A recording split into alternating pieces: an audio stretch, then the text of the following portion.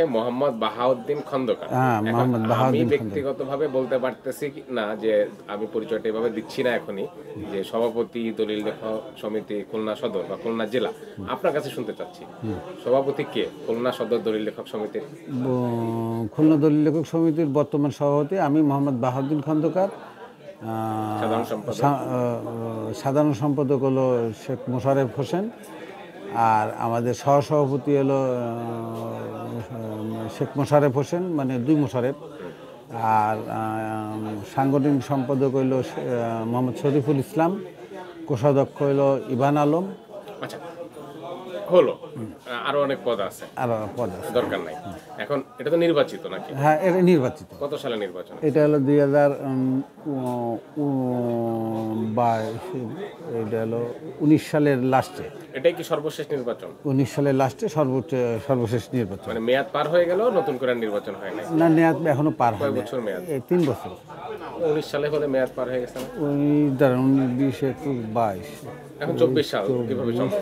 আমাগুলো তাহলে এই যে 26 সালে 3 বছর হবে, 25, 24, 23 সালের লাস্টে। সেটা বলেন যে রাইট, সরি। 19 সালে নির্বাচন হলে তো মেয়াদ শেষ হ্যাঁ হয়ে হ্যাঁ গেছে। হ্যাঁ, মানে 23 সালে নির্বাচন হয়েছে। 23 সালে নির্বাচন। সেই নির্বাচনে আপনারা নির্বাচিত? আমি নির্বাচিত হইনি। আমি হলো সেক্রেটারি পদে নির্বাচিত করিলাম। সেক্রেটারি পদে আমি 2 ভোটে হাই যাই। পুনরায় আমাদের এই কমিটির সভাপতি যে নির্বাচিত হয়েছিল, তিনি টাকা পয়সা আত্মসাৎ এবং আমাদের এই দলিল লেখকদের গায়ে হাত তোলা বিভিন্ন কর্মকাণ্ডে লিপ্ত থাকায় সমিতির সকল সদস্য এবং কমিটির সকল সদস্যরা মিলে একটা সাধারণ সভা করে।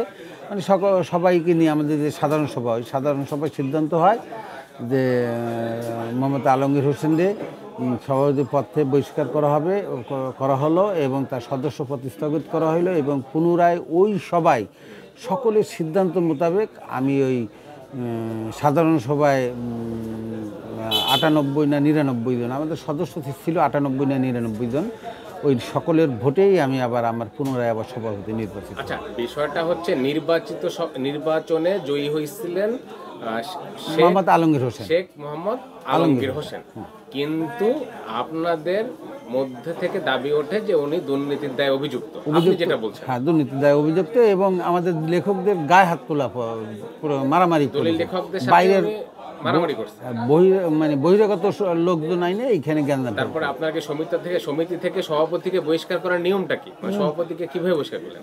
তার অসৎ আচরণ, আত্মসাৎ এবং বহিরাগত লোকদের আইনে দলিল লেখকদের উপর নির্যাতন করা, এইসব কারণে আপনাদের যে সমিতির যে নীতিমালা বা নিয়ম, হ্যাঁ, নীতিমালা এগুলো আছে। কি আছে? একজন সভাপতিকে কিভাবে মানে খারিজ মানে তাকে টাকা আত্মসাৎ মূল হলো, শোনেন, একটা সমিতির বা কোনো সংগঠন বা কোনো প্রতিষ্ঠানেরও টাকা আত্মসাৎ বড় অপরাধ। ঠিক আছে, এই টাকা আত্মসাতের উপর বা হিসাব গরমিল দেওয়া ব্যাপারেই কিন্তু তার সদস্যপদ বাতিল হতে পারে।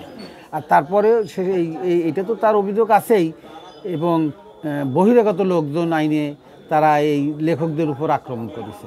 এই নিয়ে থানা পর্যন্ত গেছে, থানায় জিডি করা হয়েছে, থানায় তার বিরুদ্ধে 6টা না 7টা হলো জিডি করা হয়েছে, যে ভবিষ্যতে আবার এইরকম আচরণ না করা হয়।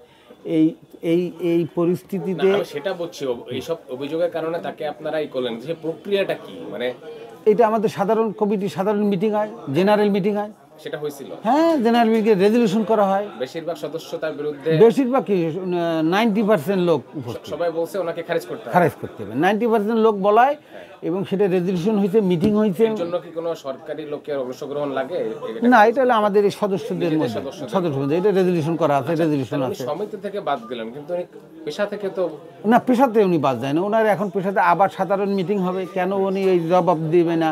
ওনারে সদস্যপদ স্থগিত করা হয়েছে, উনি কেন এটার জবাব দিল না? আবার সাধারণ মিটিং এই প্রস্তাব উত্থাপন করা হলে সাধারণ সদস্যরা যে মতামত দেবে সেইটা রেজলিউশন আকারে করার পরে ওনার আমরা সদস্যপদ বহাল হবে।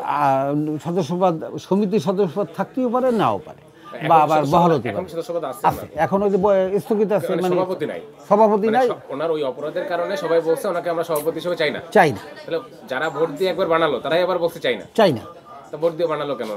বানাইছে তখন বোঝে নাই, যে তখন বোঝেনি, পরে দেখছে উনি দুর্নীতিবাজ, এই জন্য পরে বলতে চায় না। কিন্তু এটা কি হয় যে একজনকে আমি নির্বাচিত করলাম, মেয়াদ শেষ হওয়ার আগে মাঝখানে যে বলা যায় যে উনি দুর্নীতিবাজ বলে আমরা চাই না? হ্যাঁ, এটা বলা যাবে না। কেন? আইনে আছে? হ্যাঁ, আইনে আছে, সংবিধানে আছে। আপনাদের আইন নীতিমালাটার কপি নিলে বোধহয় পাওয়া যাবে। হ্যাঁ, পাওয়া যাবে। যেটা আপনাদের আমাদের সংবিধানের কপিটা হাইকোর্টে রয়েছে, এই নিয়ে একটা মামলা হলে আপনাদের হাইকোর্টে। সংবিধান মানে সংবিধান তো হইতে পারে না, মানে মানে আমাদের নীতিমেলা, আমাদের যে সংবিধান, ডাকেন আপনারা, আপনাদের গঠনতন্ত্র, গঠনতন্ত্র। আপনাদের গঠনতন্ত্র, আপনাদের গঠনতন্ত্র হাইকোর্টে থাকবে কেন? আপনাদের কাছে কপি নাই? না, আছে ফটোকপি, আছে, পাওয়া যাবে না। মূলটা রয়েছে আমাদের হাইকোর্টে একটা কেস। কোনটা লাগবে না, মানে নিশ্চয়ই একটা কপি তো আপনাদের অবশ্যই, গঠনতন্ত্রের কপি তো আছে। গঠনতন্ত্র কি সারা বাংলাদেশে একই গঠনতন্ত্র, না খুলনা জেলার জন্য, সদরের জন্য আমাদের খুলনা জেলা, নিজস্ব গঠনতন্ত্র? আমাদের জেলার জন্য এটা নিজস্ব, তো সমিতির, এটা তো বেসরকারি সংস্থা নিজেদের করা, নিজেদের করা। সেই গঠনতন্ত্রের কপি তো অবশ্যই আপনাদের কাছে আছে। অবশ্যই আছে। তার মানে আপনি বলতেছেন গঠনতন্ত্র মেনে নিয়ম অনুযায়ী তাকে সভাপতির পদ থেকে বহিষ্কার করা সম্ভব হয়েছে? ইনশাল্লাহ সেটাই সম্ভব। সদস্য পদ থেকে আপনারা বহিষ্কার করেন? না না না, তাহলে দুর্নীতিতে অভিযুক্ত একজনকে আপনারা শুধু সভাপতির পদ থেকে সরায় দিলেন, সদস্য পদে রেখে দিলেন, এটা কি ঠিক? সভাপতি পদে থেকেই তো অর্থ আত্মসাতের সুবিধা পাওয়া যায়, বেশি সুবিধা পাওয়া যায়। তার সিগনেচার থাকে, তার কাছে টাকা পয়সার হিসাব থাকে, সিগনেচার থাকে, আমাদের ব্যাংকে অ্যাকাউন্টে টাকার হিসাব সেটা তো থাকে। আপনাদের সমিতির টাকা। ওই উনি কি সমিতির টাকা আত্মসাৎ করছে? হ্যাঁ, সমিতির টাকা আত্মসাৎ। ও মানে আপনাদের অভ্যন্তরীণ টাকা আত্মসাৎ। আমাদের অভ্যন্তরীণ টাকা, দুর্নীতি নিজেদের সমিতির মধ্যে দুর্নীতি, সমিতির মধ্যে। গ্রাহকদের সাথে না না না, গ্রাহকদের সাথে আমাদের দুর্নীতি হবে কেন? আচ্ছা, তার মানে কারোর সাথেই হয় না। আপনি বলতে চাচ্ছেন আপনার সমিতির মধ্যে যে আপনারা যে টাকাটা জমা করেন সেই টাকা থেকে উনি আত্মসাৎ হ্যাঁ, তাই প্রতিদিন উনি খরচ দেখায় 700, 800, 1000 ওনার ব্যক্তিগত সেটা খরচ। আপনারা প্রমাণ করতে পারছেন? হ্যাঁ, কোনো না করতে পারলে তো আর আমরা এটা নিয়ে মিটিং ডাকিনি। আমরা ভাউচার আছে, খরচলি ভাউচার করতে হবে, ভাউচারে দেখেছি ওনার আপ্যায়ন প্রতিদিন, ওনার ব্যক্তিগত আচ্ছা, আপ্যায়ন। এটা কত সালে ওনাকে বাদ দিলেন? ধরেন উনি ক্ষমতায় ছিল 1.5 বছর। 23 সাল থেকে 1.5 বছর? হ্যাঁ, আমি এলো এই না, 23 সাল থেকে 1.5 বছর তো হইতে পারে না, এখনো থাকার কথা। 23 সালে যদি নির্বাচন হয়, 23 সালে ফার্স্টে হয়েছে। ওকে ফার্স্টে 23, এখন তো 24 শেষ হলো, তাহলে উনি 24-এর মাঝামাঝিও ক্ষমতা ছিলেন? হ্যাঁ, আমি 24-এর এপ্রিল মাসে ক্ষমতা নিয়েছি। আপনি এপ্রিলে ক্ষমতা? এই বিগত এপ্রিল মাসে ক্ষমতা নিয়েছি। এপ্রিলে আমার ক্ষমতা দিয়েছি। আচ্ছা, এখন যে উনি দাবিটা করতেছেন, এই দাবিটা সঠিক না? না, এটা আপনাদের বক্তব্য? এটা অরিজিনাল সঠিক না, আপনি তো অবৈধ। সাধারণ সম্পাদক হিসেবে নির্বাচিত হননি, তাহলে আবার এই সদস্যরা আপনাকে সভাপতি বানালো কি সিস্টেমে? ওই ভোট দিয়ে সকল অন্তর্বর্তীকালে নির্বাচন হয়েছে? হ্যাঁ, মানে অন্তর্বর্তী নির্বাচন না, আমাদের জেনারেল মিটিং এ সিলেকশন। সিলেকশন, হ্যাঁ, সিলেকশন। সেই সিদ্ধান্ত নেওয়ার সুযোগ গঠনতন্ত্র অনুযায়ী আছে। আচ্ছা, সেটা গঠনতন্ত্র দেখলে জানা যাবে। আপনার কথাই এখন মেনে নিতে হবে, কারণ এটা হচ্ছে সাক্ষাৎকার, এটা কোনো ইয়ে না। ফলে আপনি যেটা বলবেন ওটাই আমাকে মেনে নিয়ে এখন আগাতে হবে। তো এখন বিষয় হচ্ছে আপনি নির্বাচিত সভাপতি হন আর না হন কার্যকরী সভাপতি, কার্যকরী সভাপতি, এবং সেটা সবাই মেনে নিচ্ছে ইনশাআল্লাহ সবাই মেনে। আর উনি সভাপতি না, সেটাও সবার সিদ্ধান্ত, সবার সিদ্ধান্ত। আচ্ছা, এখন 2022 সালের একটা ঘটনা আপনাকে স্মরণ করায় দিই। এখানে তখন জেলা রেজিস্ট্রার ছিলেন হচ্ছে দীপক কুমার সাহা। ওনার বিরুদ্ধে একটা আন্দোলন হয়, এটা কার নেতৃত্বে হয়? আমার নেতৃত্বে। আমার নেতৃত্বে। পত্রিকায় কিন্তু আসছে ওনার নেতৃত্বে হচ্ছে না, এটা আমার নেতৃত্বে হচ্ছে। নিউজে কিন্তু আপনার নেতৃত্ব হওয়ার কথা আসে না। পত্রিকায় আসে নাই, নেতৃত্ব দিতে সাংগঠনিক কি কইলে তখন আমি ছিলাম সেক্রেটারি, নির্বাচিত সেক্রেটারি। আমি কিন্তু সাংগঠনের কাজবাজগুলো সেক্রেটারি করে, সভাপতির নাম তো দিতেই হয়, তাই দিছে। মানে আন্দোলনটা আপনিই করছিলেন? আমি আমার অর্গানাইজ, আমার তাতে তো রাখতেই হবে, রাখতে হবে। আন্দোলনটা কেন করছেন? আন্দোলন এই আমাদের এই দলিল লেখকদের উপরে নির্যাতন, জুলুম, তারপরে এই যে মক্কেলদের উপরে যে আমরা ধরেন আমরা একটা টাকা নিই, অফিসে আমাদের কাছে একটা দলিল নিয়ে গেলে অফিসে আবার একটা বাড়তি টাকা দাবি করত। এই নিয়ে সাবরেস্টরদের সাথে দলিল লেখকদের সাথে একটা বিরোধ সৃষ্টি হয়। বিরোধ সৃষ্টি হওয়ার পরে আমরা এই আন্দোলন আমরা বলি যে এটা বন্ধ করো। আমরা বহুবারে নালিশ করেছি। আমরা ধরেন একটা দলিল নিয়ে গেলাম, আমরা মক্কেলের কাছে একটা টাকা গ্রহণ করতেছে না, না পাস করতেছে না। দলিলটা নিয়ে গেলি, তাদের বলতেছে আমাদের এই দলিল করতে গেলে আমাদের এই পরিমাণ টাকা দিতে। ঘুষের বিরুদ্ধে আমরা এই আন্দোলনটা নাম। মানে আপনারা বলতেছেন ঘুষের বিরুদ্ধে, এখন ধরেন তাদের দাবি মানে একইভাবে বিপরীত ক্রমে যাদের বিরুদ্ধে আপনার আন্দোলন, তারা দাবি করতেছে যে আপনারা তাদেরকে জিম্মি করে রাখেন। আমরা জিম্মি করব কি করে? সরকারি চাকরি করতে আসে সাব রেজিস্ট্রার বা জেলা রেজিস্ট্রার যাই হোক, তাদেরকে জিম্মি করে আপনারা টাকা আদায় করেন? না না, আমরা এইরকম কোনো ই নাই, না নদীর নেই। আমরা অফিসের জিম্মি করবো, আমরা হলো তাদের অধীনে। তারা আমাদের লাইসেন্সটা যদি মন চায়, এই যে এখন লাইসেন্স রিনিউ করার সময় তারা যদি মন চায় আমার লাইসেন্স বাতিল করে দেবে, তাদের ক্ষমতা আছে, আমাকে কিছু করার নেই। এই কথাটা পরিষ্কার হলো যে আসলে আপনাদের হাতে কোনো ক্ষমতা নেই। না না, আমাদের কোনো ক্ষমতা নেই। জেলা রেজিস্ট্রার। আমরা কথা বলি আপনার গুরুত্বপূর্ণ ইস্যুতে আছে। হ্যাঁ না, আমি আরেকটা জিনিস দেখাবো আপনারা, আমি বার করতেছি, আপনি বলেন। আচ্ছা, বের করতে থাকেন। হ্যাঁ, তো জেলা রেজিস্ট্রারের সিগনেচার আপনাদের লাইসেন্স হয়।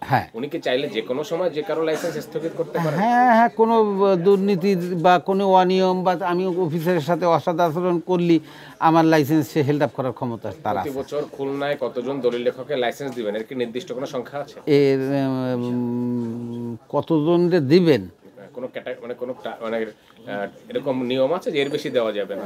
না, এরকম কোনো বাধা ধরার নিয়ম নাই। আপাতত লাইসেন্স দেওয়া বন্ধ আছে, আইজিআর সাহেব এটা বন্ধ করে রাখছে, এরকম নিয়ম নেই। জেলা রেজিস্ট্রার মনসালি যত দিতে পারে সেটা হলো তাদের ইখতিয়ার, মানে হলো তাদের ক্ষমতা। নতুন করে এই পেশায় কেউ আসতে চাইলে লাইসেন্স এখন নিতে পারতেছে না, এখন বন্ধ আছে আপাতত। মানে এই বন্ধটা কি আপনাদের দাবিতে হয়েছে না তারা ইচ্ছা করে করছে? আর আমরাও দাবি তুলিছি। মানে আপনারা এরকম দাবি তোলেন কেন যে এত দলিল লেখক দরকার? হ্যাঁ, না নাই এই কারণে তুলি, ধরেন আমাদের সদরে দলিল হয় 3000। মানে আপনাদের নতুন আসলে পেশায় ভাগে কিছু পড়ে না? শোনেন, আমি বলি 3000 দলিল হয়। মর্টগেজ আমাদের এই শহরে মৌজা হলো 10টা মৌজা, 10টা না 11টা মৌজা। এমনি কাজ কম, আর শহরে জমি বেচা কিনা হয় কম, বিলের জমি বেচা কিনা হয় বেশি। শহরে জমি বেচা কিনা কম হয়। 10টা মৌজার লেখক হলো আমরা প্রায় ধরেন 102 জন ছিলাম, মারা গেছে, বয়স বৃদ্ধি হয়েছে, এখন আছি সিরিয়ালে 92 জন সদরে। এখন লিস্টে মারা যাওয়ার পর যাওয়ার পর আছে হলো 92 জন। তা 92 লোক যদি 3000 দলিল হয়, আর লাইসেন্সের নিয়ম আছে একটা লেখক মিনিমাম বছরে 50টা দলিল করতে হবে। তা 50 গুণ 92 কতগুলো দলিল? কত অত দলিল এই আমাদের এখানে নাই। এই পেশায় এত লোক আর প্রয়োজন নাই, এই প্রয়োজন নেই। কিন্তু এখন যদি লাইসেন্স দেয়, আমরা এই কারণে বলেছি যে পেশায় তো এমনি কাজ নেই, তারপরে যদি লাইসেন্স দেওয়া হয় তাহলে তারাও টিকতে পারবে না, আমরাও টিকতে পারবো না। অতএব এইভাবে আমাদের দাবি এবং তাদেরও অফিসিয়ালও দাবি, সাবরেজিস্ট্রারদের তাদের যে একটা আছে সংস্থা আছে, মানে এই সমিতি আছে, বিআরএস একটা সমিতি তাদের আছে সংগঠন, ওই সংগঠনের নেতারাও দাবি করেছে। দাবি করার কারণে হয়তো এই লাইসেন্স দেওয়া আপাতত বন্ধ আছে। আপনাদের লাইসেন্স নবায়ন করতে হয় কত বছর পর? প্রতি বছরে। এটা নবায়ন ফি কত দেন? এটা হলো 237 টাকা 50 পয়সা। কিন্তু পক্ষে কি এই টাকা করতে পারেন না এখানেও বেশি টাকা লাগে? এইখানে এ তো সরকারি কোষাগারে দিই। ঘুষ দিতে হয় কত? এখন এইটা তো ভাই ডাইরেক্ট বলা যাবে না, দিতেই হয়। এখন আমরা এখন কত দেবো এই ডাইরেক্ট এটা বলতে পারবো না, এবারে বলতে পারবো না, দিতেই হয় এইটুকু বলবো। মানে ঘুষ ছাড়া তো নবায়ন হয় না, এত সস্তা না। তথ্য না নিয়ে আপনার সাথে কথা বলতেছি না, ঠিক আছে, না ঠিক আছে। আমি কিন্তু আমি একটা দায়িত্বশীল পদে আছি, আমি কিন্তু এইটা আপনার বলতে পারি না। ঘুষ দিতে হয় এটা ঠিক, এইটা কিছু তাদের দিতে 200 টাকা নবায়ন হয় না। 237 টাকা তো বাংলাদেশি ব্যাংকে জমা দিতে হয়, মানে সরকারি ফিতে তো নবায়ন হয় না, না ঘুষ লাগে না, ঘুষ লাগে না, বাড়তি পয়সা দিতে হয়। বাড়তি পয়সা? আচ্ছা, যে ভাষায় বলেন, ভাষা নিয়ে তো আপত্তি কি? হ্যাঁ, ওইটাই না, ভাষা করতে হ্যাঁ হ্যাঁ হয়তো আগে বকশিস দিতে হয়। বকশিশ কারে দিচ্ছেন? আপনার বসে আপনি বকশিশ দিচ্ছেন? হ্যাঁ, বস আপনারা দেবে, আপনি বসে না, আমরা বস আমাকে এই রেজিস্ট্রি অফিসে এরকম কোনো নিয়ম নাই যে ওই বসরা আমাকে দেবে। আমরা সারা জীবন বসকে তেল মাখতে হয়। মানে সাদরে মানে সাদরে বকশিশ দিতে হয়? হ্যাঁ, বসকে দিতে হবে, বসকে তেল মাখতে হবে, বকশিস বসকে তেল মাখতে হবে। বসকে তেল মাখা ছাড়া এই পেশায় থেকে থাকা যাবে না। আমার নামে একটা যে কোনো একটা অফিস দেবে, এক অফিসের একটা দলিল নিয়ে গেলাম, খালি বাঁধাবে, আপনি এটা করিয়ে নাইছেন কেন, চিল্লা ফলা বাঁধালো। তার মানে ওই অভিযোগটা সত্য না যে আপনার অফিসারদের জিম্মি করেন? এটা না, একদম মিথ্যা কথা। অফিসাররা আমাদের জিম্মি করে রাখে। মিথ্যা কথা। মূল কথা হচ্ছে অফিসারদের জিম্মি করার সুযোগ আছে, সুযোগ আছে। আপনাদের আসলে জিম্মি করার না না, আমাদের অফিসে করার সুযোগ। আমি এই কথাটাই উপসংহারে পৌঁছাইতে চাই। আপনাদের কোনো সিগনেটরি পাওয়ার নাই, না, ফলে আপনারা কিভাবে জিম্মি করবেন? এটা ফালতু কথা। ফালতু কথা। আসলে আপনাদের রিনিউ করে হচ্ছে অফিসার। আমাদের লাইসেন্সটাই অফিসারের হাতে। আপনার দলিল পাস করে আরেকজন অফিসার, আরেকজন অফিসার। তাহলে আপনারা জিম্মি করবেন কাকে? কারে জিম্মি করে? তাহলে আপনারাই জিম্মি হন। একটা প্রসঙ্গ গেল, আপনি ফোনটারে জরুরি না হলে কাইটে দেন, আমরা শেষ করতেছি দ্রুত। আচ্ছা, একটা বিষয় পরিষ্কার যে আপনারা জিম্মি টিম্মি করেন না। না, আরেকটা বিষয় হচ্ছে আমাদের ক্ষমতাই নেই, মানে ক্ষমতা সুযোগই নেই আসলে। সুযোগ। হ্যাঁ, এখন আপনাদের এমন না যে আপনারা কেউ কোটি কোটি টাকার মালিক, আপনারা কষ্ট করে একটা পেশা পরিচালনা করেন। এই পেশা তো সহজ পেশা না, কষ্ট করে আয় করে। কেউ খুশি হয়ে 2 টাকা বেশি দেয়, কেউ কম দেয়, কেউ সমান দেয়। এখন বিষয়টা হচ্ছে যে ছোট ছোট যারা জমি ক্রেতা বিক্রেতা 5 লাখ 10 লাখ এরকম 20 লাখ যারা, তারা তো আর জমির দাম কম দেখায় সরকারের ফি ফাঁকে দেয় না, তারা ভয় পায়। তারা এটা করতে করে না। তারা 20 লাখ টাকা জমি 20 লাখ টাকায় দলিলে দেখায়, সরকারের ফি 2000 করে যেটা আছে, 2500 বা যেটা আছে ওইটাই দেয়। তো এটা তো আসলে অতিরিক্ত। একটা মানুষ 5 লাখ টাকা জমি বেচবে, 50,000 টাকা সরকারকে দিতে হবে, এটা কিন্তু খুব অতিরিক্ত। এটা হলো অতিরিক্ত, ঠিক আছে। এখন বর্তমান সরকারের যে অর্থনৈতিক অবস্থা, সরকারের আয় হয় ধরেন 2-3টা খাতেতে, আর তো সব ভর্তুকি খাত। ধরেন এখন আমি জনগণের মাইরে তো আড়াই করতে পারবো এখন আপনি জনগণকে মারেন, আপনি ভর্তুকি দিচ্ছেন, শিক্ষা খাতে ভর্তুকি দিচ্ছেন, স্বাস্থ্য খাতে ভর্তুকি কোথায় দিচ্ছেন। স্বাস্থ্য খাতে কি বলতো কি 0.7% স্বাস্থ্য আমি খাতে এটা বলতেছি শিক্ষা শিক্ষা জান অবস্থা আমি বলি 10 টাকা দেন ভর্তুকি। সে বরাদ্দ টাকা কই যায়? এখন সেটা চোরে খাই ফেলাই, সেটা হলো আলাদা, আমলাটা খাই ফেলে সেটা আলাদা। আমার টাকা চলে খাইতে আপনি নিচ্ছেন কেন আমার কাছ থেকে? আরে এখন বাবা, এখন সরকার দিচ্ছে, আমি করবোটা কি? আমি একটা গরিব মানুষ, আমি 10 কাঠা জমি বেচবো, আমি শরীরের আমি না দিলে আমার জমি রেজিস্ট্রি হবে না তো। হবে না, এটাই তো বলতেছি যে তাহলে যারা বড় বড় জমি ক্রেতা 5 কোটি টাকার দলিল যাদের, কারণ জমির দাম বাজার মূল্য যেটা সরকারিভাবে দেখানো আছে মৌজা ভিত্তিক ভাবে, প্রকৃত দাম তো তার থেকে বেশি, আবার কোন কোন মসজিদ কম, সেটা কম ক্ষেত্রে বিলের মানে হ্যাঁ বেশি দামি জমি যেখানে আবার শহরের মধ্যেও আছে কম ক্ষেত্রে, খুব কম আপনি জেনারেল কথাটা বোঝেন, সরকারি দাম যা দেখানো আছে জমির দাম তার থেকে অনেক বেশি। তাইলে যারাই বড় বড় ক্রেতা বিক্রেতা তারা 5 কোটি টাকা জমি কিনে বেচা করে দলিল লিখতেছে 2 কোটি টাকায়, তাদের তো 1 কোটিতে 10 লক্ষ টাকা করে হইলে 3 কোটিতে তারা 30 লক্ষ টাকা ফাঁকি দিয়ে ফেলালো। ফাঁকি ফেলে। আর এই ফাঁকিটার জন্যই বর্তমান সমাজে আমাদের এই দেখবেন কিছু রিয়েল এস্টেট ব্যবসায়ী আছে, এদের সাথে সাবডিস্ট্রিক্টের সাথে গোপন একটা সম্পর্ক আছে। আমি সেই কথায় আসতে চাচ্ছিলাম, রিয়েল এস্টেট এটা বেশি করতেছে, অবশ্যই বেশি করতেছে এবং ভয়ঙ্করভাবে করতেছে। আর আমাদের এই পেশাটারে একদম নিশ্চিহ্ন করে দেওয়ার জন্য এই সাবরেস্টার আর রিয়েল এস্টেট ব্যবসায়ীরা দুই গ্রুপ উঠে লাগিয়েছে যাতে এই পেশাটা না থাকে, ওই নামে মাত্র থাকতো। আপনারা কিন্তু জনগণের পক্ষে একটা সেফগার্ড, অবশ্যই সেফগার্ড, কারণ হচ্ছে আপনারা আঞ্চলিক মানুষ, আপনারা এই এলাকার মানুষ, সব জানেন এই ভূমির ইতিহাস, এখানকার জমির দাম সবকিছু ধরায় দিতে পারবেন আপনারা যে না স্যার ওই জমির দাম কিন্তু এরকম না, কিন্তু এই ক্ষমতাটা আমাদের নাই, ক্ষমতা আপনাদের একটা, আর সেই সামাজিক জায়গায় সেই শক্তিও আপনাদের নাই, আপনাদেরকে খুব অচ্ছুত করে রাখা হয়েছে। অবশ্যই ওরা ওই অশিক্ষিত কম শিক্ষিত, ওরা বোঝে না, ওরা পারে না, ওদের আবার দাম কি, ওরা তো খায় জমি কিন্তু এটা সত্য না। ইতিহাস বলে আপনাদের একটা গুরুত্বপূর্ণ দায়িত্ব একটা সময় ছিল, এখনো আছে। তাহলে আপনাদের উচিত, আমরা কিন্তু সমাজে সাবরেজিস্ট্রারে একটা লোক 10 লাখ টাকা এককালীন দিয়ে যাবে না, বিশ্বাস করে না। আর আমার কাছে একটা লোক 1 কোটি টাকাও দিয়ে যাচ্ছে, তাদের কিন্তু কোনো ডকুমেন্টস আসছে না। এটা বড় কথা কি, আমরা হলো সমাজে এইরকম বিশ্বাসী মানুষের কাছে আমাদের কাছে লক্ষ লক্ষ টাকা দিচ্ছে, কয় না ভাই আমার একটা স্লিপ দেন, কয় না ভাই আমার এই টাকাটা 5 দিন রাখিছেন, আমি তো দিচ্ছেন, তারা নিরিবিলি থাকতেছে। ধরেন একটা এখানে যখন আমি সেটা বুঝছি, সেই বিশ্বাসের জায়গাটা জনগণ আপনাকে বিশ্বাস করে, আমাদের বিশ্বাস করে, এই লেখকদের আমি জানি আমাদের জনগণের সাথে আপনাদের ভালো সম্পর্ক, অবশ্যই একটা ভালো সম্পর্ক। এখন এইখানে তখন সাবরেজিস্ট্রার হাফিজুর রহমান সাহেব, আচ্ছা ওখানে একটা বিল্ডার্স কোম্পানির একটা এসি দিছিল আপনাদের, কি বিল্ডার্স কোম্পানির নামটা একটু মনে করা দেন? ওইটা কি এই পাশে কি এটা আমার মনে নাই, দেখলে বলতে পারবো, সেই এসিটা এখনো আছে, মানে আমি সেটা দেখলে বলতে পারবো।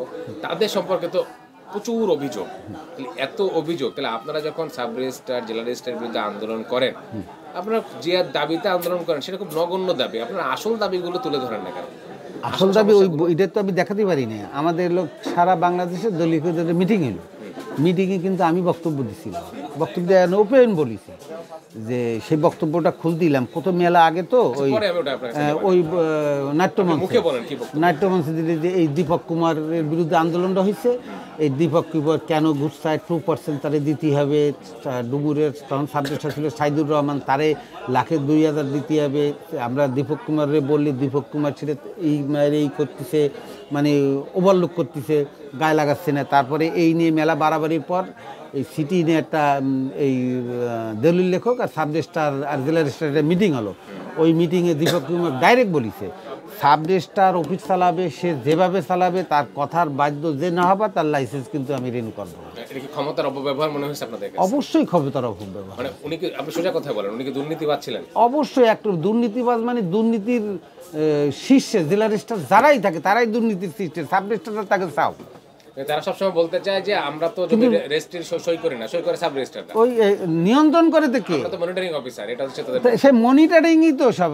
আমি মনিটরিং করতেছি, আমার মনিটরিং এ যদি গলত থাকে তাহলে তো মূল সমস্যাটা তো ওই জায়গায়। মানে জেলা প্রশাসক রিপোর্ট দিলে তো আর উপজেলা নির্বাহী কর্মকর্তা থাকার কথা না, কিছু করার থাকে না। উপজেলার উপজেলা নির্বাহী কর্মকর্তা যদি কয় এটা আমি করি নাই, মানে ডিসি যদি বলেন যে আমার কোনো দায় নাই, এটা হবে না, ডিসিরই দায়। মানে জেলা রেজিস্ট্রার যদি বলেন যে রেজিস্ট্রার কি করলো আমার কোনো দায় নাই, হবে না তো। মানে আমি ঘুষ খাই না, উনি ঘুষ খায়। হ্যাঁ, আমি ঘুষ খাই না, উনি ঘুষ খায়। উনি ঘুষ খাইয়ে প্রতি মাসে আমাদের কোনো দিন আমাদের প্রতি মাসে একবার সমন্বয় মিটিং হয়। সমন্বয় মিটিং মানে কি ঘুষ বাণিজ্যের মিটিং। এই প্রতি মাসে গতকালকেও সমন্বয় মিটিং আছে, 10টা উপজেলার সাব রেজিস্ট্রার আসবে, আইসা এনারে তেল মাখবে, তেল মেখে ওনার বকশিসটা দিয়ে যাবে মাসিক, মান্থলি মাসিক যে টাকাটা। মানে উনি চেয়ারে হেলান দিয়ে ঘুষ খায়, উনি চেয়ারে হেলান দিয়ে ঘুষ মানে সাব রেজিস্ট্রারদের তো কাজ করে ঘুষ খাইতে হয়, জেলা রেজিস্ট্রার হইলে হেলান দিয়ে ঘুষ খায়। হেলান দিয়ে ঘুষ খায়, আচ্ছা, উনি হেলান দিয়ে ঘুষ খায়। আবার আপনাদের লাইসেন্স করার সময় কিছু খায় আর কব কি না, খালি তো দেবেই না, মানে আর কোন পালি খায়? ও সব ফিলে খায়, উঠতে খায়, বসতি খায়, সুতি খায়, দাঁড়াতি খায়, হাঁটতি খায়, খায় না এমন কোনো ই নাই, ঘুষ খায় না একটা কথা হলো। আচ্ছা, বর্তমান জেলা রেজিস্ট্রার আগে জেলা রেজিস্ট্রার সব রেজিস্ট্রার খায়, মানে সবাই ফেরেস্তা, খালি খারাপ হলো আমরা দলিল লেখো, মানে শুধু দলিল লেখা একটা খারাপ। হ্যাঁ, ওরা ফেরেস্তা, আমরা লোক খারাপ। কারণ আপনারা হচ্ছে বলা হয় মানে মানে মানে শিক্ষা তো স্বশিক্ষা, অবশ্যই আপনাদের বলা হয় যে আপনারা কম শিক্ষিত, অশিক্ষিত বোঝেন না, আমরা কম শিক্ষিত, ওরা সাব রেজিস্ট্রার ওর হ্যাভি বোঝে। তাও আমাকে এইদিকে এখন বর্তমান মাস্টার্স আছে, আমরা তো জানেন মোটামুটি ধরেন আমরা ইন্টারমিডিয়েট, আমরা হলো 2000 কি যায় আসে করে না, তারপরেও তো লেখাপড়া জানি না, ইন্টারমিডিয়েট পাস করে চাকরিতে ঢুকিনি, অভাব অনটন এখন তো না দুই বাস্তব জ্ঞান একটা ব্যাপার হ্যাঁ, আছে না, বাস্তব 30 বছর এই পেশা। আপনারা এক একটা জায়গায়, ওনারা তো এখানে 2 বছর, অন্য জায়গায় 2 বছর, এই অঞ্চলে সবচেয়ে বেশি বাস্তব জ্ঞান তো আপনাদের, আমাদের এখানে যে 40 বছর চাকরি করছে, আপনি জাহাঙ্গীর ভাইয়ের কথা বললেন যে উনি দুর্নীতিবাজ, সেটা তো আমি জানি না, সেটা আপনার কথা, কিন্তু ব্যক্তি হিসেবে উনি তো 40 বছর এখানে চাকরি করছেন, তো ওনার অভিজ্ঞতাকে তো আপনি খাটো করতে পারেন না, ওনার হিস্টোরিকে তো আপনি খাটো করতে পারেন প্রশ্নই ওঠে না। আপনারা এখানে যারা দলিল লেখক, তারা যত বেশি এই শহর সম্পর্কে, এই জমি সম্পর্কে, এই মৌজা সম্পর্কে জানেন, এই দুর্নীতি সম্পর্কে জানেন, অফিসাররা জানে না, অফিসাররা তো সেটা জানে না, কিছুই জানে না, তারা আইসে ধাপ ধাপ সই করতেছে, আপনাদের বাসায় মাল বাসে চলে যাচ্ছে, মাল দাও না, আগেই কয় মাল দাও, এত পার্সেন্ট মাল দাও, সই হবে না, মাল দিয়ে না সই হবে। আন্দোলন করে এসব কথা কবে বলছেন? আরে বাবা, আন্দোলন তো করেছি, করলি আমার লাইসেন্স হেল্ড আপ করে রাখিছে, আমার হাইকোর্টের তো আবার ই করে আনতেছে, এই প্রতিবাদ আমি করেছি। ওই যে এটা কইছে, কইলেন যে আলমগীর করেছে, ও ভাউ ওর হলো বিলের বাচ্চা, ও দিয়ে কি হয়? আন্দোলন তো আমি করেছি, করলে আমার লাইসেন্স কিন্তু হেল্ড আপ করেছে, আমি আবার সেটা হাইকোর্টে রিট করে আবার বহল করেছি। আপনি তো ফাইটার। তাহলে এখন যদি বলে আলমগীর কয় আমি সব আন্দোলন করেছি, তাহলে সেটা করেছে। আচ্ছা, গেল সেটা আপনাদের অভ্যন্তরীণ দ্বন্দ্ব থেকে বড় জায়গা হচ্ছে আপনারা সবাই যদি একত্রিত থাকেন, তাহলে হ্যাঁ, আমরা সবাই একত্রিত, কিন্তু একটা হলো আমাদের মানে ওই কয় না যে মুনাফেক ওইটাই পাইছি। আমি আপনার কাছ থেকে ওইদিকে যাব না, ওই ভাষাটার দিকে আমরা যাব না, না যেটা বাস্তব সেটাই বলতেছি, একটাই মুনাফিক পাইছি, মুনাফিক পালি সবাই মিলে মুনাফিকরে বাদ। আমরা অফিশিয়াল ল্যাঙ্গুয়েজে থাকি, আমরা ওইদিকে না যাই, আমরা কাউকে ব্যক্তিগতভাবে আক্রমণ না করি। আপনি অফিশিয়ালি বলেন যে তার আপনারা প্রমাণ করার বিষয়গুলো, আমি আপনার এই ভাষাটা নিলাম না, ওইদিকে আমরা গেলাম না। এখন বিষয়টা হচ্ছে আপনাদের যে সম্মান মূল্য, মানে আপনারা ভালো থাকলে খুলনার জনগণ ভালো থাকবে, তারা ন্যায্যতার পাবে, অবশ্যই পাবে। তারা এখন যে জোর জুলুমের শিকার হয় জমি রেজিস্ট্রি করতে এসে, প্লাস রেকর্ডের কাজতে, মানে হ্যাঁ, জমি রেজিস্ট্রির ক্ষেত্রে ধরেন কিছু পয়েন্ট আছে, ধরেন আপনার 10 শতক জমি কিনেছেন, কিনতেই পারেন, এখন 10 শতক জমি অনেক সময় আগে কিনেছেন, আপনি একটা চাকরিজীবী তো টাকা সীমিত, তা 10 শতক কিনেছেন, 5 শতক বিক্রি করবেন, বিক্রি করে 5 শতকে বাড়ি করবেন। ওই 5 শতক বিক্রি করতে গেলে সে কিন্তু ব্যবসায়ী না, তার কিন্তু ওই 53FF মূসকের আওতায় আসে না। বর্তমান অফিসাররা এই বাদাইয়ে এই 53FF মূসক দাও, আর তা নালি 2% দাও। মানে বর্তমানে কি দাঁড়াচ্ছে, মানে তারা সরকারের আয়ও ঠিক রাখতেছে, আবার তাদের ঘুষের আয়ও ঠিক রাখতেছে, তার মানে জনগণ দুই দিক থেকে জুলুমের শিকার হচ্ছে। দুই দিক থেকে জুলুমের ঠিক আছে, কিন্তু আবার ওই যে মূসক তার আসে না, আবার জোর করে বসাচ্ছে। এখন যদি না দাও 2% আমারে দাও, ওটা তো সরকারের ইচ্ছা না। আর যারা ব্যবসায়ী, মানে মূসক বসালে কত পার্সেন্ট বসে? 2%। মূসক তো 2%, আর 53FF মানে 53FF হলো 3%। মানে ওই 3% না দিলে বলতেছে আমার 2% দাও, মানে এইটা হলো ব্যবসায়িকদের ক্ষেত্রে প্রযোজ্য এই আইনটা। আমার যদি 2% না দাও তাহলে 3% দাও, 5% দাও, 5% দাও। হ্যাঁ, ও মূসক 2% আর 53% নিয়ে তোমারে আমি 3% বাঁচাই দিলাম। এইটা হলো কার ক্ষেত্রে? যার ক্ষেত্রে যে ওই আইন প্রযোজ্য না। ধরেন আপনি 10 শতক কিনেছেন, 5 শতক বেচতেই পারেন, আপনার ক্ষেত্রে কিন্তু এই আইন প্রযোজ্য না, তাকে আইনের প্যাচে ফেলা হয়, তাইলে আইনের কাছে ফেলাই টাকা নেওয়া। আবার ছোট ছোট গ্রাহক যারা, তাদেরকে ঘুরাইতে একসময় ক্লান্ত হয়ে তারা ঘুরে দিচ্ছে, কয়বার ঘুরবো আর কয়বার ঘুরবো এই। আচ্ছা, এখন আমরা সংক্ষেপ করি, মানে আপনারা কি ঘুষ বাণিজ্যের ভাগিদার বা অংশীদার? না, ও 2% তারাই নিয়ে নেবে, এই আমরা 10 টাকা আপনাদের খুশি টুশি রাখা না, এই আমাকে খুশি টুশি আমাকে দেবেন। ওই বাঘের কাছে গেলি ছাগল দেখি খাতি দেয়, মানে আপনাদের ইনকামটা শুধুই গ্রাহকদের কাছ থেকে? গ্রাহকদের কাছ দিয়ে। আমাদের ওই ঘুষ বাণিজ্য, মানুষ ভাবে যে দলিল লোকের নেই না, এই 10টা পয়সা কিন্তু তুই 2000 টাকা কম দিই, 2000 টাকা কমলো কেন? স্যার দেয়নি, আর দিতে পার দেয়নি। মানে আপনারা একটা দলিল লেখে সাধারণত কত পান? ধরেন আমরা একটা দলিল লোকে 2000 4000 দলিল বুঝি, দলিলের ভ্যালু আর এই দেখেন এই যে এই জানুয়ারি মাসে আজ কয় তারিখ? 7 তারিখ একটা দলিল হয়েছে। মানে আপনাদের আসলে আয় উপার্জন কমে গেছে, মেলা কমে গেছে। আপনাদের সরকার বেতন দেয় না, আপনাদের তো মূলত এই ফ্রিল্যান্সিং পেশা, আর আমাদের এইটা কন্ট্রাক্টের পেশা। আপনি আসলে করেন, না করলে না করেন, আমাদের কোনো দুর্নীতির মধ্যে নাই। ব্যক্তিগতভাবে যারা বুঝি, যারা গবেষণা করে শিক্ষা নিয়ে কাজ করে, আমরা বুঝি আপনাদের পেশাটা খুব গুরুত্বপূর্ণ। একটা অঞ্চলের আপনারা রক্ষক, তারা হচ্ছে আপনিই বললেন তারা হচ্ছে ভক্ষক। কেউ হেলান দিয়ে ঘুষ খায়, কেউ সই করে ঘুষ খায়। এখন সবচেয়ে বেশি ক্ষতিগ্রস্ত হচ্ছে ছোট ছোট ক্রেতা বিক্রেতারা, ছোট ছোট ক্রেতা বিক্রেতা, এবং সরকারও ক্ষতিগ্রস্ত হচ্ছে। বড় ক্রেতা বিক্রেতারা আবার দামে ফাঁকি দিচ্ছে। তারা ওই যে ওই 53 ওই যে ব্যবসায়িক ওই যে 5%-এর আওতায় তাদের কাছে 2% নিয়ে ছেড়ে দিচ্ছে, সরকারের 3% 5%-ই লস হচ্ছে। আচ্ছা, এখন আমি সংক্ষেপ করে উপসংহারে যাই। তাহলে এই ভূমি অফিসগুলোকে সুন্দর করা বা ঢেলে সাজানোর জন্য 2টা পয়েন্ট বলেন, কি করলে এটা এইসব ঝামেলা, আপনাদের কষ্টও কমবে, জনগণের কষ্টও কমবে? আমার মতামত আপনারা কদ্দূর নেবেন, জাতি কদ্দূর নেব। হ্যাঁ, আমার মতামতে ধরেন আমি আগে বলি, আমার নামপত্তনের ক্ষেত্রেটা বলি। আমরা যখন একটা দলিল করি, আপনি দলিল করতে এসেছেন, আপনার নামে নামপত্তন মানে মিউটেশন বা খাজনার দাখিলা না থাকলে জমি রেজিস্ট্রি হবে না। আমি নামপত্তন করা এবং মিউটেশন আমার খাজনার দাখিলা কমপ্লিট, আমি রেজিস্ট্রি করব। রেজিস্ট্রি করার পর ওই দলিলের মিউটেশন করতে দিলে তার কোনো বাধা থাকার কথা না, কারণ ওই মিউটেশনটা তো ওই এসিল্যান্ডই দিছে। দলিল করলাম, করার পরে গিয়ে আবার ওই মিউটেশনটা তার কাছে যাচ্ছে, সেইখানেও টাকা। আমি বলবো যে সরকারের কাছে, সরকারের দিকে 1175 টাকা নাকি সরকারের কোষাগারে যায়, বা 1150 টাকা পায়। আমি মনে করি যে ওই দলিল যখন দাখিল দেব, ওই দাখিলের সময় আমরা যদি এসিল্যান্ডের একটা কোড নাম্বার থাকবে, বাংলাদেশ ব্যাংকে জমা হবে সেই টাকা, ওই টাকাটা আমরা 5000 নিই সরকার জনগণের কাছে, 1175 জায়গায় জনগণ কিন্তু ওই 5000 টাকা হাসি খিলে দেবে, এবং সরকারের আয়ও বৃদ্ধি বেশি হবে।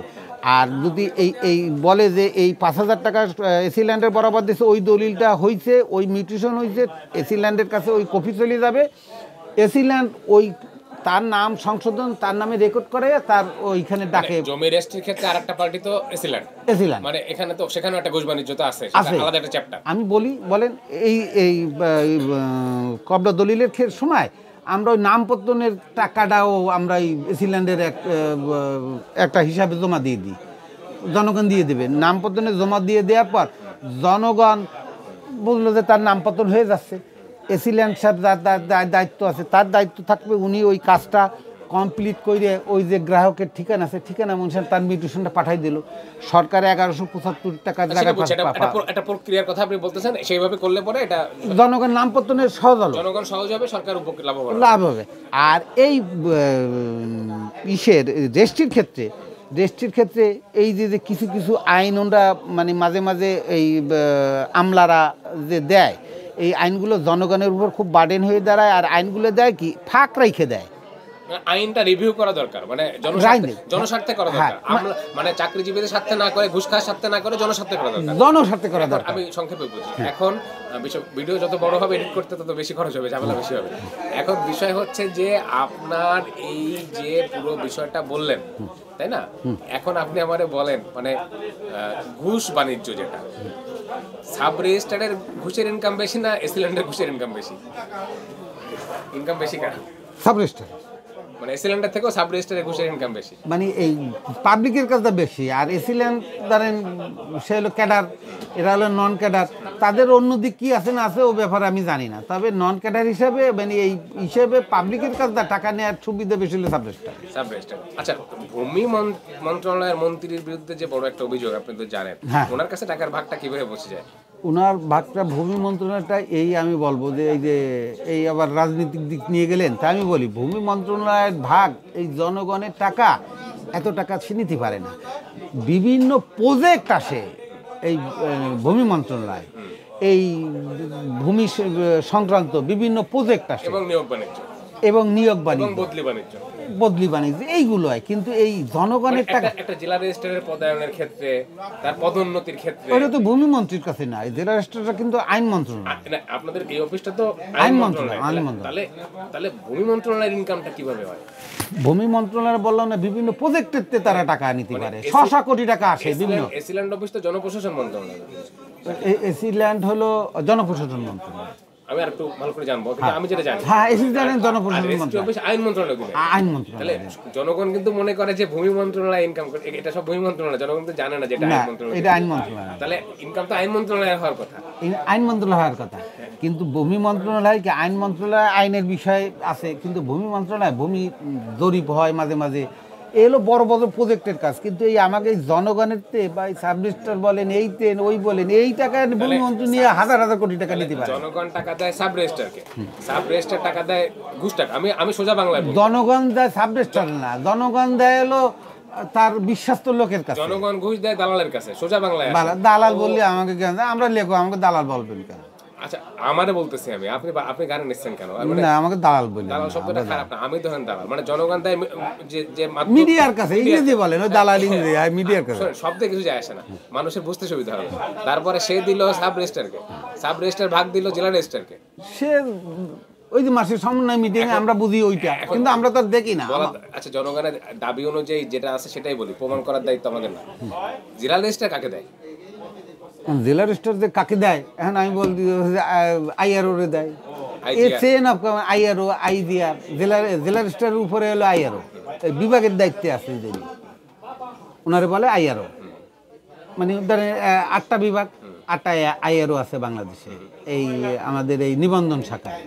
মানে ওই পর্যন্ত যে থামে না, আরো উপরে যায় টাকা? যায় তো অবশ্যই মানে ভাই, শুধু কি এর মধ্যে যায় না, এদিক ওদিকও যায়? এখন এইটা তো আর আমি তো আর, আমরা তো মাঠ কর্মী, আমরা তো অত বলতে পারি না। ঢাকা শহরে জায়গা জমি বাড়ি কি সাব রেজিস্ট্রারদের বেশি না কাদের বেশি? মানে ভূমি মন্ত্র, এই যে এসিল্যান্ডদের বা তারা তো আরো অনেক বড় বড় পোস্টে চলে যায়, সাব রেজিস্ট্রার তো বেশি দূর পর্যন্ত যায় না। এখন যাই হোক, এখন সম্পদ কাদের বেশি? ও ক্যাডারদের বেশি, দিন শেষে ক্যাডারদের বেশি। ক্যাডারদের বেশি। ক্যাডাররা হলো বহু প্রজেক্টের ফাইল পাই, মানে এই ফাইল। এনদে 2 বছর থেকে আর ওর জায়গায় 3 বছর, মানে তাদের তো শুনেন, ক্যাডারদের হয় কি, আমাদের সাব রেজিস্ট্রারদের তো আর ওই 600 কোটি টাকার প্রজেক্ট তারা পায় না, তারা একটা জায়গায় যে থেমে যেতে হয়, একটা জায়গাতে থেমে যায়। আর ওই প্রশাসন ক্যাডার যারা, তারা বহু দূর যায়। মানে চাইলে আমরা ধরে নিচ্ছি মানুষ দুর্নীতিবাজ না, আমরা ধরে নিচ্ছি মানুষ বেশিরভাগ ভালো। 2-4 জন যারা এগুলো করে, সাব রেজিস্ট্রারদের ক্ষেত্রে সুযোগটা যত দূর পর্যন্ত আছে সেটা আমরা আপনার কাছে শুনলাম। আর ভূমি রিলেটেড যে এসিল্যান্ড অফিস, তারপরে উপজেলা নির্বাহী কর্মকর্তা হয়, তারপর সিনিয়র ডিসি হয়, ডিসি হওয়ার আগেও তো একটা 15 হ্যাঁ, মন্ত্রণালয় এডিসি, বিভিন্ন বিভিন্ন ক্ষেত্রে, তারপরে যুগ্ম সচিব, অতিরিক্ত সচিব, সচিব। ফলে তারা যদি কেউ চায়, তাদের করে খাওয়ার জায়গা অনেক অনেক বড়। সেই সাব রেজিস্ট্রারদের সাব রেজিস্ট্রারদের অতি নগণ্য, আমি আরেকটা উপসংহারেও পৌঁছে অতি গেলাম। নগণ্য। আমি দুটো উপসংহারে পৌঁছালাম। একটা হচ্ছে যে দলিল লেখকদের কাছে জনগণও জিম্মি না, সরকারি অফিসাররাও জিম্মি না। এটা বাজে কথা, বাজে কথা। দলিল লেখকদের ওই ধরনের কোনো ক্ষমতা আসলে নাই। তারা আসলে আমাদের পা ধরে কাজ আনতে হয়, তারা আসলে জীবিকা নির্বাহকারী। আমরা জীবিকার জন্য আমরা হলো পেশাজীবী, এবং সেই পেশাজীবীদের সরকারি কোনো অবদান, সরকার কোনো অবদান রাখে না। সরকারে কিন্তু আমরা লক্ষ লক্ষ টাকা জনগণের কাছে নিজ হাতে জমা দিই, ট্যাক্স জমা স্ট্যাম্প তো দিই, কিনে দেয় অন্তত, স্টাম্প দিই, উৎসে লাখে 6,000 টাকা উৎসে কর দিই, তারপরে স্থানীয় কর 2% দিই, স্টাম্প 1.5% দিই। এইগুলো আমরা জনগণের কাছ থেকে কালেকশন করে সরকারি কোষাগারে আমরা নিজ দায়িত্বে জমা দিই। আচ্ছা, আপনি পরিষ্কারভাবে বলেছেন যে আগে জেলা রেজিস্ট্রার যিনি ছিলেন দীপক কুমার সাহা, উনি দুর্নীতিবাজ, মানে অনেক বড় দুর্নীতিবাজ। সব জেলার রেজিস্ট্রারই দুর্নীতি, সব জেলা রেজিস্ট্রার, সব জেলার রেজিস্ট্রার, কেউই না, কেউ একটু বেশি, কেউ একটু কম। আগের যিনি সাব রেজিস্ট্রার ছিলেন এখানে, যার নামে ফ্রিজ এসিডিসি একটা রিয়েল এস্টেট কোম্পানি, উনিও একই। মানে আপনার কথা হচ্ছে সকল সাব রেজিস্ট্রার, সকল জেলা রেজিস্ট্রার দুর্নীতিবাজ না, সকল না, ভালো আছে ভাই। কত শতাংশ? খুব কম, 10%। ভালো খুব কম আছে, খুব কম আছে, খুব ভালো লোক আছে। আচ্ছা, খুব ভালো লোক আছে। ধরেন আমরা বিগত ওই বৈঠকাটায় মনিরুল সাহেব নামে একটা সাব রেজিস্ট্রার ছিল, সে কারো একটা পান খায়নি, বা স্যার একটু একবেলা খাওয়াই, ভাত খাইনি। ভালো লোক আছে, ভালো লোক না থাকলে আবার ডিপার্টমেন্ট ধ্বংস হয়ে যায়। আচ্ছা, খুব ভালো লোক আছে খুব কম, মানে ধরলাম 10%, আর খুব খারাপ লোকও মনে হয় খুব কম, মানে মাঝামাঝি দুর্নীতি বেশি, নাকি খুব খারাপই সব, বাকি 90% কি খুব খারাপ? ওই 10% খুব ভালো লোক আছে, আর 10% বা 20% আছে জনগণের সাথে মিলতাল করে রাজি খুশি করে কাজ করে, আর বাকিগুলো কোনো রাজি খুশি নাই, মাল দিতে হবে কাজ। মানে 60-70% খুবই বেপরোয়া। মানে এটা সাব রেজিস্ট্রারদের 60-70% আর জেলা রেজিস্ট্রারদের সবই আছে, ভালো নাই তা বলবো না, খুব কম। আচ্ছা, আপনারাই বাস্তব বেশি রাখেন। এইটা আসলে অভিজ্ঞতা লব্ধ একটি সাক্ষাৎকার। এটা আপনি যেটা বলেছেন এটা আপনার অভিজ্ঞতা থেকে বলেছেন। অভিজ্ঞতা আমি সাংবাদিক হিসেবে আপনার কথা শুনেছি। এটা ওনারাই বলতে পারবেন যে এই কথার বিপরীতে ওনাদের কি বলার আছে। তবে সরকারের কাছে জনগণের পক্ষ থেকে একটা দাবি আপনাদের হয়ে আমরা করতে পারি যে আপনাদের পেশাটাকে বাঁচিয়ে রাখা হোক, আপনাদের জীবন জীবিকার উপর যাতে হস্তক্ষেপ না হয়। আমরা সরকারের কাছে বাড়লেন না, লাইসেন্স নবায়ন করার ক্ষেত্রে যাতে কোনো ঘুষ না নেওয়া হয়। লাইসেন্স নবায়ন ক্ষেত্রের জন্য ঘুষ এইটা কোনো বড় না, এও লামসাম, ওইটা কোনো বিষয় না। কিন্তু আমাদের এই পেশাটা টিকিয়ে রাখার জন্য আর এই জনগণের একটু রিলিফ দেওয়া যায় কিভাবে, সরকারের আয় যাতে সরকারের আয় ঠিক থাকবে, ভূমি অফিসের দুর্নীতি বন্ধ হবে। সরকারের আয় কিন্তু দিতেই হবে, সেটা হবে, দুর্নীতি বন্ধ হলে আরো বেশি হবে। কিন্তু সরকারের আয় ঠিক রাখে জনগণকে কিভাবে রিলিফ দেওয়া যায় এই আইন করতে হবে। এই আইনের যতটা আইনের প্রয়োগ এই আইন করলেই হবে না, আইন খালি করলাম তার বাস্তবায়ন করলাম না, আইন করতে হবে। আর আইনের কোনো ফাঁক নাই, একদম স্পষ্ট উল্লেখ করে দিতে হবে আইনে। দেখবেন যে কিছু কিছু আমাদের এই যে শাস্তির জায়গাগুলো ফাঁকফোকরগুলো বন্ধ করতে হবে, বোধগম্য করে আইন বানাতে একদম স্পষ্ট, জনগণ বুঝবে যে এইটাই এই করতে হবে, এইটাই এই করতে হবে না না দিয়ে, এবং সেটা অফিসের সামনে টানানো থাকবে যে এই দলিল হলেই এই হবে। আবার দেখা যায় যে এইদিকে লিখে দিয়েছে যে 53 এই ক্ষেত্রে দেয়া যাবে আর এই ক্ষেত্রে দেয়া যাবে না, এইটা কিন্তু বলে নাই। 50 ব্যবসায়ী হলে 50 দেওয়া লাগবে, স্পষ্ট করতে হবে। এইগুলো সুস্পষ্ট করতে হবে, যে ব্যবসায়ী না সে দেবে কেন। আচ্ছা ঠিক আছে, আপনার কথা পরিষ্কার। আমরা এতক্ষণ কথা বললাম বর্তমানে খুলনা সদর দলিল লেখক সমিতির কার্যকরী সভাপতি মোহাম্মদ বাহাউদ্দিন খন্দকার। বিষয়টি নিয়ে বিতর্ক আছে, বিতর্ক কেন আছে সেটি প্রাথমিকভাবে এই সাক্ষাৎকারের প্রথম দিকে আলোচনা হয়েছে। ওনার দাবি এবং অন্যদের দাবি অনুযায়ী আমি 2-3 জনকে জিজ্ঞেস করলে তারাও বলেছে যে মোহাম্মদ বাহাউদ্দিন খন্দকারই সভাপতি। সেই পরিচয়ে আমরা আপনার সাথে আলোচনা শেষ করলাম। ধন্যবাদ, ভালো থাকবেন। আসসালাম। মানে দলিল লেখকদের একটা বিশাল গুরুত্বের জায়গা আছে। আপনাদের সিল এবং সই ছাড়া কিন্তু রেজিস্ট্রি হয় না, প্রাথমিক কাজটা কিন্তু আপনারা করেন। তো আপনারা নিজেদেরকে যত কম গুরুত্বপূর্ণ ভাবতেছেন অত কম গুরুত্বপূর্ণ আপনারা না। এই সেক্টরে এখনো আপনাদের গুরুত্ব অনেক। কিন্তু একটা বিষয়, মানে দলিল লেখক, আমি খুলনা রেজিস্ট্রি অফিসে রেজিস্ট্রি হবে, চাইলে ওটা মানিকগঞ্জের কোনো দলিল লেখককে দিয়েও লেখালে হবে। মানে বাংলাদেশের যে কোনো দলিল লেখক যে কোনো জায়গার দলিল কিন্তু আসলে ওই অঞ্চলের জমি সম্পর্কে যেহেতু তার ধারণা থাকার সম্ভাবনা কম, ফলে আঞ্চলিক দলিল লেখকরাই কাজটা বেশি করে থাকেন, তাই না? আপনারা যেটা বললেন, যেহেতু নিজেদের চেনা জানা লোকের পরিষদ থেকে কাজটা হয়, আপনাদের জুলুম করার তেমন কোনো সুযোগ নাই। পরিচিত লোক প্রতিবেশীর সাথে জুলুম করার কোনো সুযোগ নাই। কিন্তু আপনারা নিজেদের রাজি খুশি রাখেই আমাদের কাজ করতে। কিন্তু আপনাদের কাজটা নিঃসন্দেহে গুরুত্বপূর্ণ। অবশ্যই আমরা গুরুত্বপূর্ণ।